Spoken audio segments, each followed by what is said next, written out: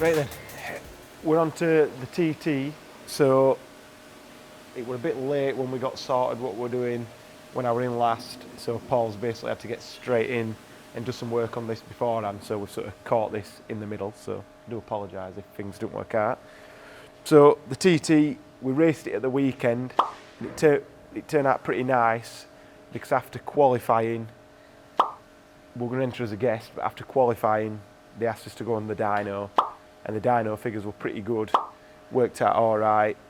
We really, if we're going to run out of fuel, which we probably would have done by the end of the race, we need a bit more ballasting, so we put some in, and then the race was a bit short, and it worked out that maybe we could have done with a little bit more ballast if it had been a 45-minute race. But anyway, the dyno figures were good, the power to weight were good, it just put us where we needed to be, not quite at the top of Class B, but not far away.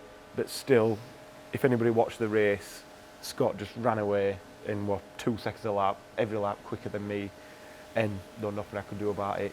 Some of that was me and my driving. I think they're probably, after the race, between qual and the race, I reckon there was a second or two, and then after the race, I reckon there was still a second, but Scott was 2 seconds ahead, and he reckoned he could knock half a second off again, which is just mental. But anyway, so we had some ideas what would need to be improved on these before we went and what needs improving now from driving it as well. So a few little things that we're going to do after this track day that we're prepping for.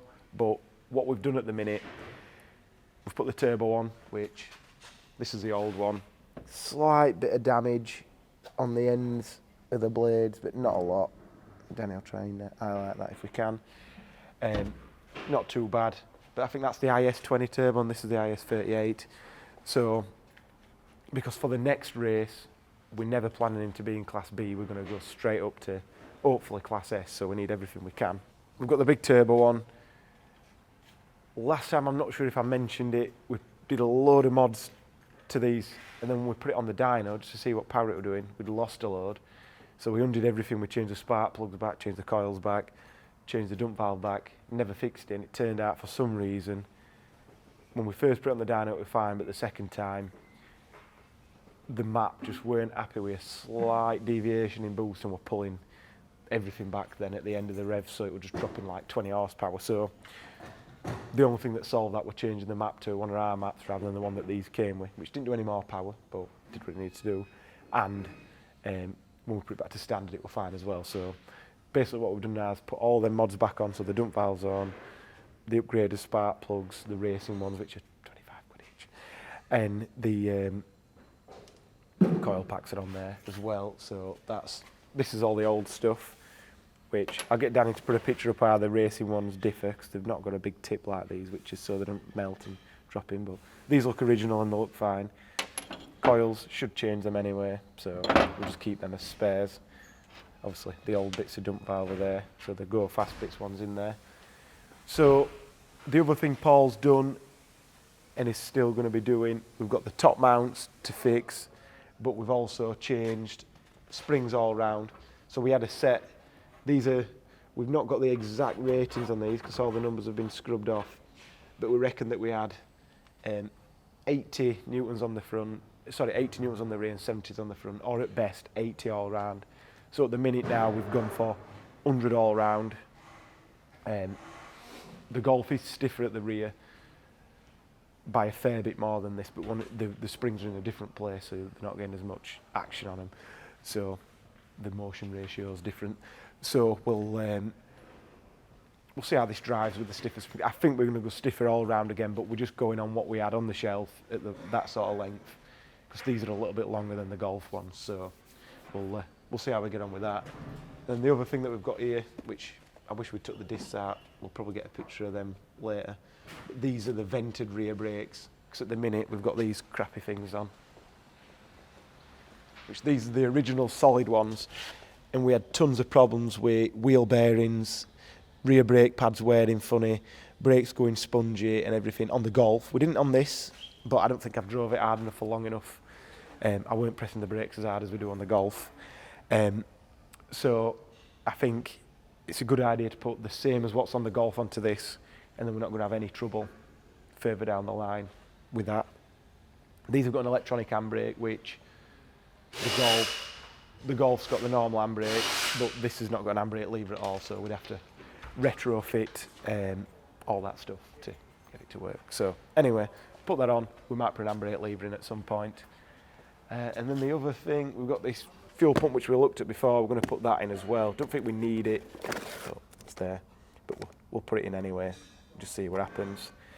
And then the other thing I've not talked about, because we got this for the Golf. This is from Jack Webb Motorsport, which you can see. I think this is 2 and a bit kilos with a bracket and everything.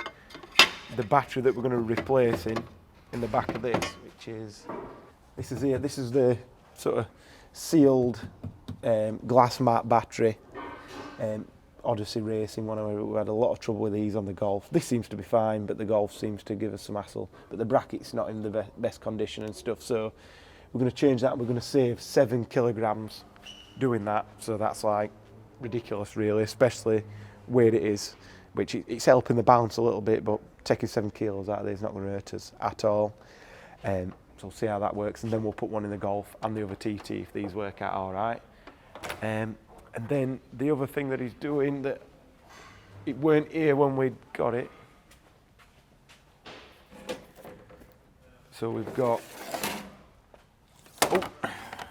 the plastic windows and the rear quarter windows. So these are from ACW Motorsport Plastics, where we get all our windows from. These cars had already got the rear tailgate, and for some reason, out of both cars, there only one side of these that were plastic. So we'll just take that one out, put matching ones in anyway. So we're going to change all these, take all the window motors out and everything, so we don't need opening windows anyway. It's nice when it's warm, but we don't need it.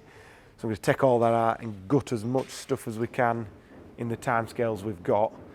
But we've got the seats to swap round, so we're having the one that were in there retrimmed and stuff like that, 'cause it's got a few tears in it and stuff. So yeah, there's a lot of stuff happening. Paul's going to be pretty busy, but we should make this track day pretty easily. Do the testing, because the next time this is out after the track day is going to be the Birkett, where it does a 2-hour race. So we'll see. We're not going to be turning it up to the death for that. We're just going to leave it at the power it was when we were last out, keep it reliable, but then we've tested all the components for when we turn it up and get it into Class S for the end of the year. So see how we get on and see where we end up.